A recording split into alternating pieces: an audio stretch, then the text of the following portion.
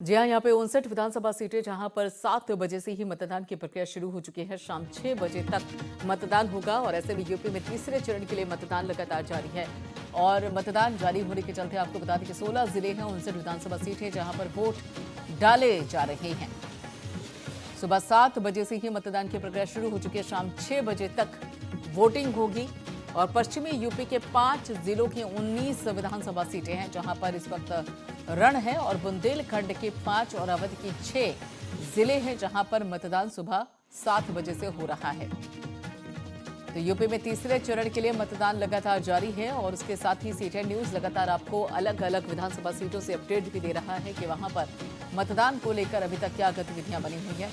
दिग्गज, आम और खास सभी अपने अपने मताधिकार का इस्तेमाल कर रहे हैं और अपने प्रतिनिधि का चुनाव कर रहे हैं। सूबे की सीट यानी कि सूबे की जो सिंहासन है मुख्यमंत्री का, उस पे कौन विराजमान होगा। आज का जो ये विधानसभा चुनाव है, 59 विधानसभा सीटें जहां पर जनता अपने प्रतिनिधि का चुनाव कर रही है, अपने मुख्यमंत्री का चुनाव कर रही है। और ये जो 59 विधानसभा सीटें हैं, कहीं ना कहीं ये एक दिशा तय कर देंगी।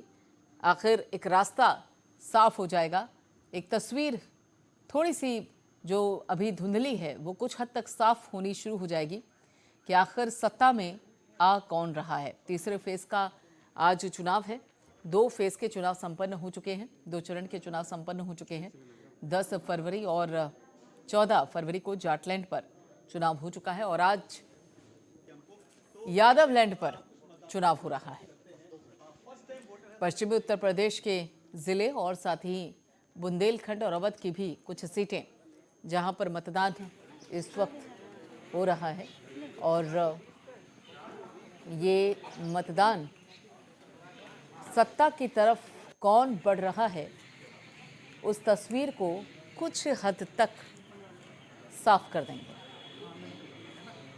1/4 जो चुनाव है वो 14 फरवरी को पूरा हो गया और ऐसे में आज का ये जो 59 सीटों पर मतदान हो रहा है, ये कुछ हद तक साफ हो जाएगा कि सत्ता की तरफ किसके कदम तेजी से बढ़ रहे हैं।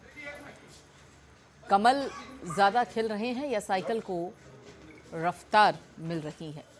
और इन 59 विधानसभा सीटों पर जो सबसे अहम सीट है, हॉट सीट जिसको माना जा रहा है, वो है करहल, जिस पर सभी की नजरें हैं।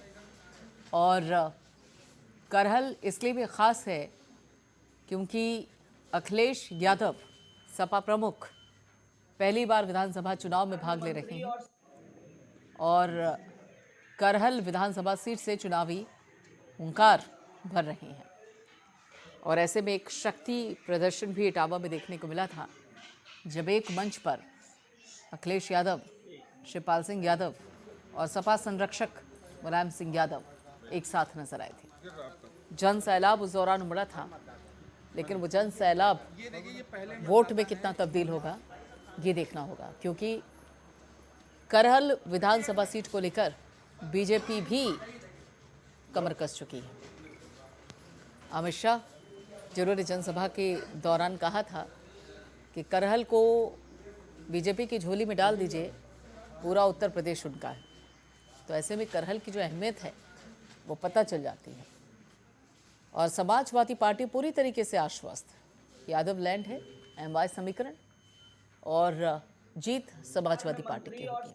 उधर बीएसपी खेमे से भी कुलदीप नारायण चुनावी मैदान में है और जिस तरीके की अभी तक बीएसपी की रणनीति है करहल के लिए या गोरखपुर के लिए, वो अगर करहल में समाजवादी पार्टी के लिए नुकसानदायी है तो वहीं गोरखपुर में बीजेपी के लिए फायदेमंद।